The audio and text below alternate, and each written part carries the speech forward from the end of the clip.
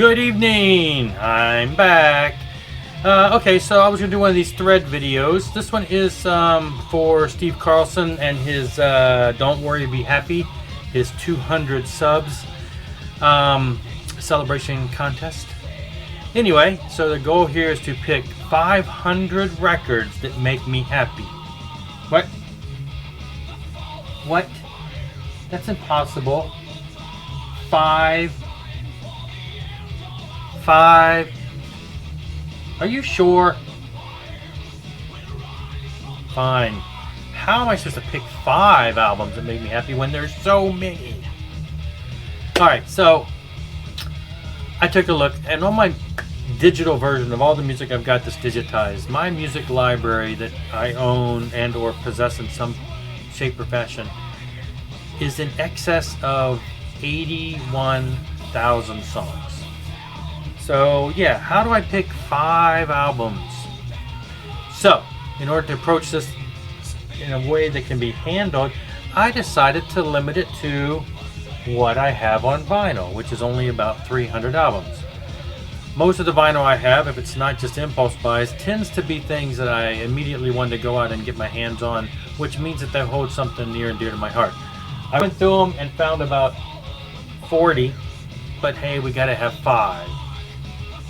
So I kept trimming and trimming until I had 5. So here we go. This is going to be 5 records that I have in my possession that make me happy. There are many more. There are probably hundreds more, otherwise I wouldn't have them. But you know, and see, other people have been discussing this recently too, about how when you buy too much music, you don't have time to enjoy it as much, as far as playing one until you form that bond with it, or until you really know it, you read the lyrics, it really gets into you. So yeah, I would have to say in the past couple decades, the gathering of music has made it harder to bond to the point where you could say, this album really moves me in such and such a way, or really, I love this about it.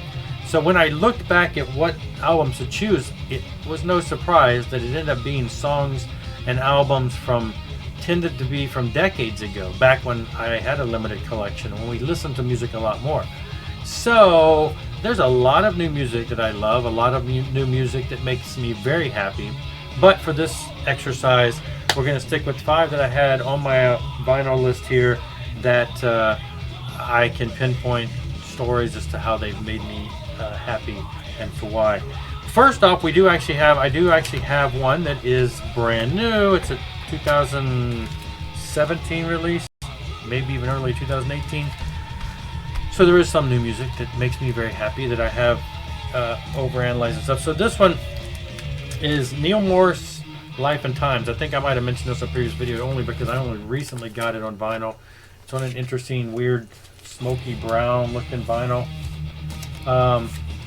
So if you're not familiar with Neil Morse, he's usually considered a master of like prog rock, hard rock, lots of harmonies, Beatles type stuff layered on top of lots of radical time changes and fairly aggressive, very melodic music, but prog, hard rock, borderline metal.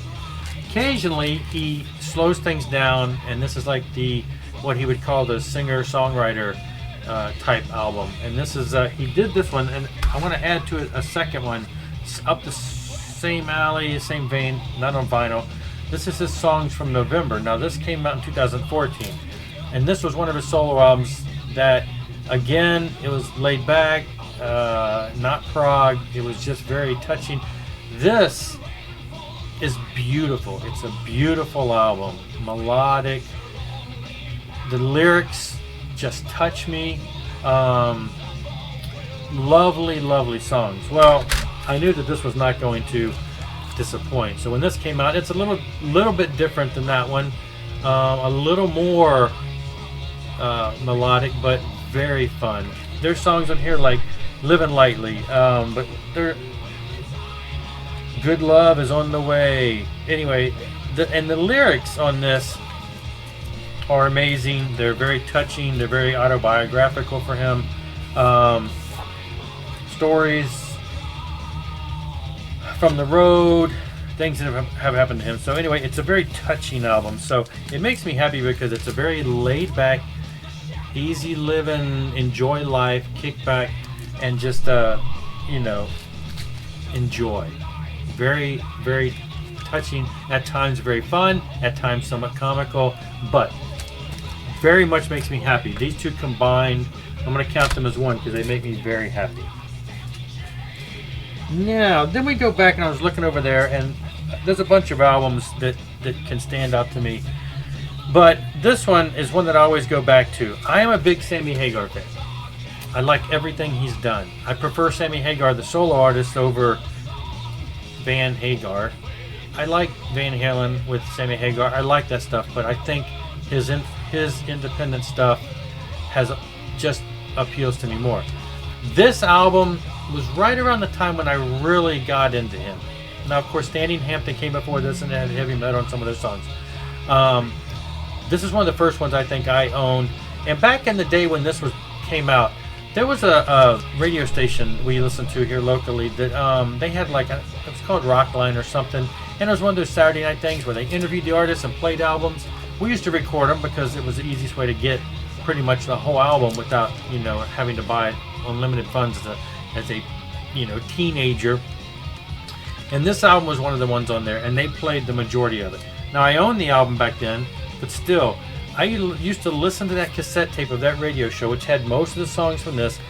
In between it, they had interviews with Sammy, and I think I must have memorized that thing. I listened to it all the time. This album has always stood out to me as just everything about this album I love. I don't think there's a song on this album that makes me fast forward or skip it. This is the best. The albums in this time frame, Standing Hampton, Three Lock Box, VOA, all of those in that early 80s are high watermarks for me of Sammy Hagar. His stuff in the 70s, a little different, not quite the same style. This was when 80s stuff started getting commercial, but the 70s stuff I love for a whole different reason. It's almost like a different type of Sammy. I love everything Sammy's done. That time frame I really love. This really stands out to me, and this album, I do have VOA.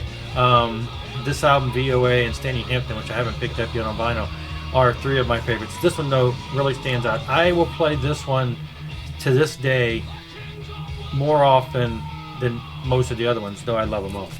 Makes me very happy. It reminds me a lot of my teenage years buying that stuff. Now, I'm going to interject here. I know that part of the bonus question to this was to give a story, to tell a story. So I need to tell a story before I move into these next three. Back in 1985, I was raised in the church. In 1984, I joined the military. 1985, some situations in life caused me to reevaluate my living, and I decided in late 1985 to basically rededicate my life to living for God and church. And so I rededicated my life. One of the things I did at that time, don't freak out, was to get rid of the one thing that I felt bound me, a love of mine that was going too far, an obsession, and that was music. So what I did is made a decision to only listen to Christian music. So in 1985, September, Octoberish, if I recall, I took my entire, this is where you might gasp, took my entire record collection, hundreds of pieces, and just threw them in a dumpster. It was kind of a gesture of the old life is gone, in with the new. I out of my entire record collection that I had at the time, I kept one album, and then I went out and bought some that were similar. But out of that entire record collection, I kept one album, and it was this album. So the story is, I rededicated my life at that point and started a whole new music career. I later brought back in, once I was a little more mature in my faith and a little more, had my life a little more straight. Yeah. Went back, and rebought a lot of that catalog once I kind of straightened out. But one album that has survived, and I've had since that day, and I had it before I tossed the albums, and I mentioned this in my last video, was the first Striper album. I bought this album before I did all that rededication. It was one of the only Christian albums I had. Shortly, around the same time, can't recall exactly when, it might have been, maybe I did keep 2 albums. I also had the second Striper album, but this album, for that entire year, from 84 to 85, when I was going through some situations, this was like a rock. And I played this album to death. Love this album. It's still pivotal in my life. I listen to it a lot. One of my favorite Striper albums. It's raw. They're young. It's one of their heavier, type albums. It's just what really started it. So this album holds a special place for me, and it brings me much joy even to this day to listen to. So going forward from there, still dealing with some Christian bands. This is one I also showed in a previous video, the 77s. Now, of course, I think when I was showing that 77s, every album I said, I love this album, I love this album. If I had to rank all their albums as far as what I enjoy and which ones I played the most, this is going to be on top. So I picked this one. This, even though I love them all, this album I played probably to death the most. Had to have it on vinyl when it came out, so I got it. There are some of them that are real close to this as far as where they would rank. This one rules. This one wins. Brings me much joy. Even to this day, I listen to it all the time. The kids are probably getting sick of it, but hey, they know the songs, they can sing along to them. It's just, to me, great. It's just a solid rock album. It's got some cool, I don't want to say bluesy, kind of bluesy rock. I mean, like upbeat blues, 3-chord. It's just, there's a lot of cool stuff. Mellow, poppier stuff. Love this album. Brings me a lot of joy. As do all 77 albums. Now, these next 2 albums, I'm going to put these 2 together. They're technically, I count them as one. I view them as one. A lot of times I get confused as to which one's which. And these are totally different. These are Christian albums. They're I guess you would almost call them psychedelic / acid rock in some ways, not really. Somewhat praiseworthy. These stem from a band and a fella songwriter singer, Kemper Crab. He's a Facebook friend of mine, and hey, he has the same birthday as me, as a matter of fact. And what he did, my understanding of the story from way back when, is he went to some universities and borrowed all kinds of these ancient medieval type instruments, recorded an album with a lot of it was meant to be medieval sounding, and for some reason, I don't know, they're not rock and roll, they're not metal or anything, but these albums to this day move me and touch me. This one, his solo album, which actually, this one is 1982, so this came after the other one, but this is kind of a solo album called The Vigil. See, the Crusader and the whole medieval thing. So it's mellow, it's somewhat praisey, it's praise type music, but yet medieval feel. Some traditional hymns that have been kind of changed up a little bit. It's got the odd instruments and stuff. But every song on here, and it's got different singers, guest singers stuff. This is like an album that I think is just like blessed. It is so touching and moving to me, and I just could listen to it forever. When I bought a record player, one of the first things I did is that I want to go back and get this and this next album on vinyl. They're hard to get. I found them in good condition for a decent price. I already had them both on. I already had it on CD. I'll show you the other one. I had them both on CD. These are really hard to get nowadays. I bought them as soon as they came out, when CDs came out, because I had to have it. Anyway, so this is 1982. This is Kemper Crab's The Vigil. Kemper Crab was in the band Archangel. This is a little different. It's got a little bit of the same feel, but this has got guitars and distortion. One side is heavy, one side is light. Reminds me a lot of, like, if you thought of like putting The Hobbit or Lord of the Rings to story.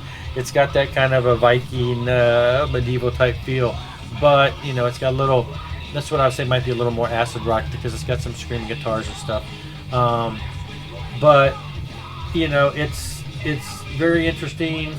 This is 1980, so we're coming out of the 70s, and they all got the long hair and the weird medieval looking looks. And anyway, so this album and that album, I said I have to have a vinyl. I went out and bought them. They both bring me much joy.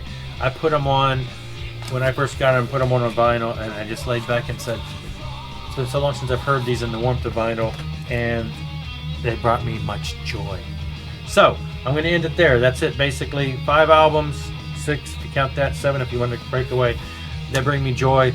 A little story about a change in my life that brought me joy. At the same time, roughly about a year later, I got married. That was part of the whole change in life. And it's been great ever since. I've been married now 32 years. And anyway, so joy, joy, joy. Happy, happy, happy. So I'm not going to worry. I'm going to be happy.